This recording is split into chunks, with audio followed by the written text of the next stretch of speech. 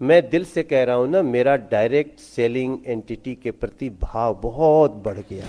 देखो, हम लोग भी डायरेक्ट सेलिंग में ही हैं। हम केवल एक्सीडेंटली नहीं गाइडलाइन बनाए हैं, हमारी नीयत है, हमारी सरकार की नीयत है कि हम अच्छे तरह से इसको सपोर्ट करें। आप तो सीधे सीधे हमारे देश के प्रधानमंत्री, यशस्वी प्रधानमंत्री नरेंद्र मोदी जी की योजनाओं को आगे बढ़ा रहे हैं। आप बहुत लोगों को जोड़ लेते हैं, तो इस रास्ते में अगर कोई बाधा आ गई तो मैं सरकार और आपके बीच में ब्रिज करूंगा, ये आपको विश्वास दिलाता हूं। यस!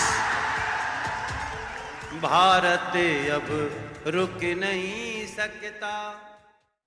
दोस्तों, डायरेक्ट सेलिंग के ऊपर मनोज तिवारी जी का ये वीडियो आपको जरूर देखना चाहिए, क्योंकि जिस नेटवर्क मार्केटिंग डायरेक्ट सेलिंग में कोई पूछता भी नहीं था, सब बस ये जोड़ने वाला काम है, ये फ्रॉड है, स्कैम है, ये सपना बेचने का काम है, इसमें लोगों को फंसाया जाता है, न जाने लोग क्या क्या बोलते थे। और आज उसी नेटवर्क मार्केटिंग डायरेक्ट सेलिंग को भारतीय सरकार खुलकर प्रमोट कर रही है, यानी इसमें कुछ तो बात है। पीयूष गोयल, स्मृति ईरानी, दिल्ली की सीएम रेखा गुप्ता, मनोज तिवारी और खुद पीएम मोदी सब इसे सपोर्ट कर रहे हैं। इसका मतलब कि जो कभी कभी नरेंद्र मोदी जी कहते हैं कि हम लोगों के हाथ में रोजगार करने की शक्ति दे, वही आपने दे दिया, इसलिए हम आपको सैल्यूट करते हैं। और इतना ही नहीं, रामविलास पासवान जी द्वारा तो 2014 में ही इसको मंजूरी दे दी गई थी, यानी इसमें कुछ तो बात है। मनोज तिवारी जी का ये वीडियो डायरेक्ट सेलिंग वालों को बहुत ही हिम्मत दे रही है। हाँ, बस कंपनी और लोग सही होने चाहिए। ऑल इंडिया डायरेक्ट सेलिंग उन 5 कंपनियों का जिनका आज एसोसिएशन है, मुख्य रूप से 5 कंपनियां हैं। AWPL, हैप्पी हेल्थ इंडिया,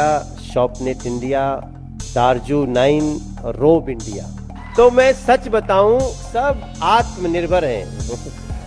सभी अपनी अपनी जगह पे आत्मनिर्भर हैं। तो आपकी प्रगति भी अच्छी है, आपके ऊपर लोगों का विश्वास भी बढ़ रहा है कि आपको अपने गांव में बैठ के, आपको अपने मोहल्ले में बैठ के बेस्ट से बेस्ट चीज मिल जाए, वहीं के लोग समझा दें।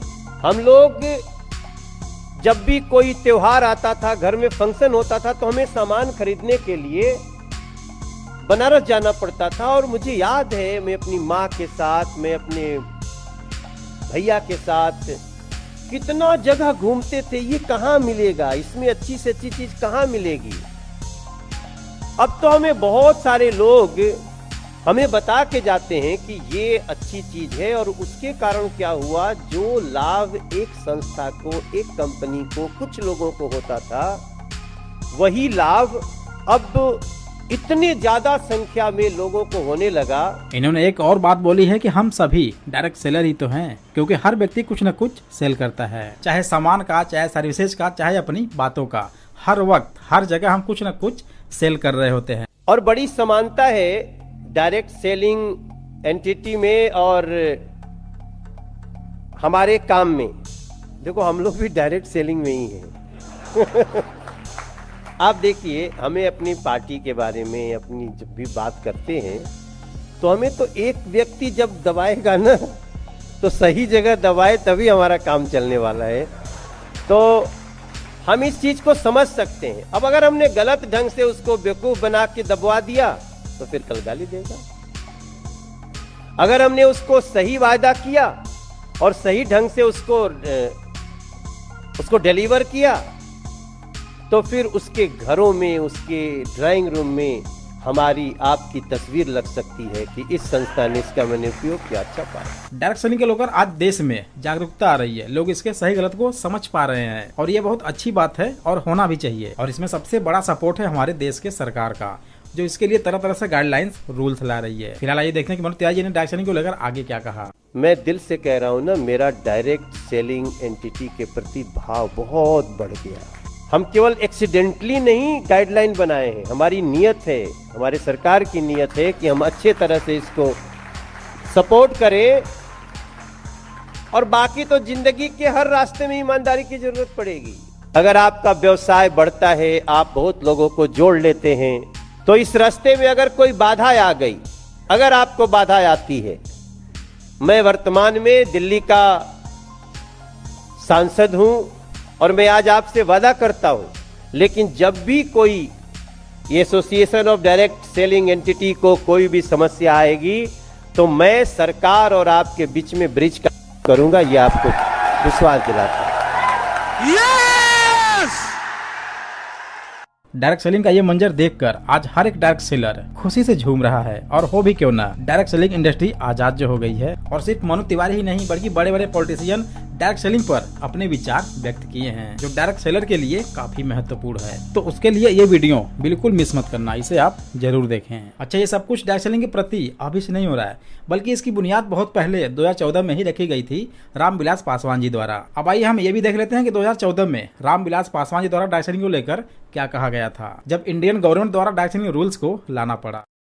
आप जानते हैं कि भारत आज विश्व के मानचित्र पर एक बड़े उपभोक्ता बाजार के रूप में स्थापित हो चुका है। अनुमान है कि आगामी 10 वर्षों में देश में उपभोग आज के स्तर से 4 गुना हो जाएगा।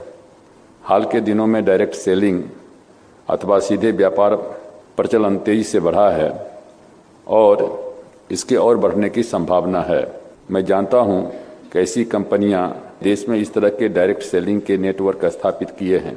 इन कंपनियों ने अपने उत्पाद सीधे अन्य ग्राहकों उपभोक्ताओं तक पहुंचाने का कार्य किया है। मैं मानता हूं कि डायरेक्ट सेलिंग का तरीका जनता के बीच लोकप्रिय हो चुका है, किंतु डायरेक्ट सेलिंग के लिए इस्तेमाल की जाने वाली प्रक्रिया में खतरा भी है। डायरेक्ट सेलिंग के मॉडल के लिए नीति निर्धारण करने तथा उसके आलोक में दिशा निर्देश करने अथवा संचालन के नियम किए जाने की आवश्यकता है। रेगुलेटरी का जो बात आई है उसमें मैं काफ़ी वजन देखता हूं और निश्चित रूप से हम इस पर विशेष जोर दे करके और इस पर क्या कहते हैं कोई निर्णय लेंगे। मैं आपसे एक ही चीज़ इसके माध्यम से कहूँगा, जो भी आपका प्रपोजल हो उसमें जरूर इस बात को देखिए कि कंज्यूमर के साथ में धोखाधड़ी नहीं होना चाहिए। कंज्यूमर के साथ धोखाधड़ी नहीं होना चाहिए और आज ये चीज इस इंडस्ट्री में बहुत जरूरी है। तो देखा दोस्तों, रामविलास पासवान जी का ये अनुमान था कि अगले 10 सालों में यानी कि 2025 में डायरेक्ट सेलिंग इंडस्ट्री का मार्केट साइज लगभग 4 गुना होगा, यानी कि 9,000 करोड़ का। लेकिन आज ये इंडस्ट्री पूरी हो गई है 25,000 करोड़ का। सोचिए, 4 गुना ही नहीं बल्कि 10 गुना बढ़ गया है। तो अब बस इतना समझ लीजिए कि ये इंडस्ट्री अब रुकने वाली नहीं है, या तो फूटेगी या तो फोड़ेगी, क्योंकि नेटवर्कर्स बड़े जिद्दी होते हैं। वो जो ठान लेते हैं उसे करके ही रहते हैं। आज अगर देश में अपनी पहचान बनाए हुए है, आत्मनिर्भरता की कहानी लिख रही हैं, ये डायरेक्ट सेलिंग एंटिटी को लेकर के इस एसोसिएशन के लिए बहुत सारी गाइडलाइन नहीं थी, इसके कारण बहुत प्रॉब्लम होती रही होगी। जब कोई गाइडलाइन ही नहीं है तो फिर कितनी समस्याएं हो सकती हैं, ये कहने की बात नहीं है। और ये तब हुआ जब मनोज तिवारी भी सांसद बन गया था, तो ये तो बहुत अच्छी बात है हमारे हिस्से में भी। और सबसे अच्छी बात यह है कि तब इसके मंत्री रामविलास पासवान जी थे और मैं उस संस्था का एक सांसद के रूप में, जो उसकी कमेटीज होती है, मैं उसमें सदस्य के रूप में काम देख रहा था। उन्होंने अपने समय में जो काम किया, आप लोग कितने अच्छे लोग हैं कि जिसने आपके लिए गाइडलाइन बनाने में महत्वपूर्ण भूमिका निभाई, वो उसको आप लोग याद कर रहे हैं, वो मंच पे है। ये आपका बड़प्पन है, आप सबको थैंक करता हूं मैं कि जब कोई भी नियम बनता है तो उसका दुरुपयोग करने वाले भी बहुत लोग हो जाते हैं। अब जैसे मैं एक राजनीतिक दल में हूं, तो राजनीतिक दल बहुत हैं, तो बहुतों ने न्याय नहीं किया जनता के साथ। तो जैसे अलग अलग इसमें दोष नियम का नहीं है, इसमें दोष जो डायरेक्ट सेलिंग एंटिटी का नहीं है, इसमें दोष तो उन लोगों का हो सकता है जिनकी सोच में गड़बड़ी थी। यह बात बिल्कुल 100% सही है कि दोष सिर्फ नियम का ही नहीं है बल्कि नियम तोड़ने वाले का है। इसमें यह जरूरी नहीं कि सिर्फ नॉर्मल आदमी ही गलती करे, सिर्फ एक डिस्ट्रीब्यूटर ही गलती करे, बल्कि इसमें कंपनी के लोग, कंपनी के ओनर भी हो सकते हैं। मैं डायरेक्ट सेलिंग के प्रॉब्लम्स के बारे में बात करना चाहता हूँ, क्योंकि डायरेक्ट सेलिंग जो है, अगर रेगुलेशन इसमें नहीं है तो कई गड़बड़ हो सकते हैं और लोगों को काफी नुकसान भी हो सकते हैं। अब देखिए, अगर आप एक्सपर्ट का नहीं मानेंगे, गवर्नमेंट का नहीं सुनेंगे और किसी कंपनी को सिर्फ मोटिवेट होकर ज्वाइन कर लेंगे, तो उसका खामियाजा तो आपको भुगतना ही पड़ेगा। और इसीलिए इसी साल यानी कि 2025 में इंडियन गवर्नमेंट ने सभी लीगल कंपनियों का एक लिस्ट जारी किया है, जिससे लोगों को आसानी से पता चल सके कौन सी कंपनी सही है और कौन सी कंपनी गलत है, कौन सी कंपनी फ्रॉड है। क्योंकि ज्यादातर लोग यहीं पर धोखा खा जाते हैं। क्योंकि जरूरी ये नहीं कि इंडिया में जितनी भी कंपनी डायरेक्ट सेलिंग की हैं वो सही ही हैं, वो लीगल ही हैं। इसलिए कंपनी का चुनाव सही होना चाहिए, अदरवाइज आपके साथ स्कैम फ्रॉड हो सकता है। तो ज्वाइनिंग से पहले इस लिस्ट में अपनी कंपनी को आप जरूर चेक कर लेना। इस लिस्ट को लेने के लिए लिंक डिस्क्रिप्शन में दिया गया है। तो ये वीडियो अपने सभी लोगों को, अपने टीम मेंबर्स को, अपने ऊपर वाले को, नीचे वाले को, अपने लोगों को जिसे आप उचित समझते हैं उसे जरूर शेयर करें, ताकि इस इंडस्ट्री का असली सच लोग जान पाए। फिलहाल आज के लिए इतना ही, फिर मिलते हैं किसी अगले इंटरेस्टिंग वीडियो के साथ। तब तक के लिए thanks for watching, wish you all the best. चेहरे पे तेरे जो खुशियां हैं, चेहरे पे तेरे जो खुशियां हैं, उसे आगे भी पहुंचा देना, उसे आगे भी पहुंचा दे।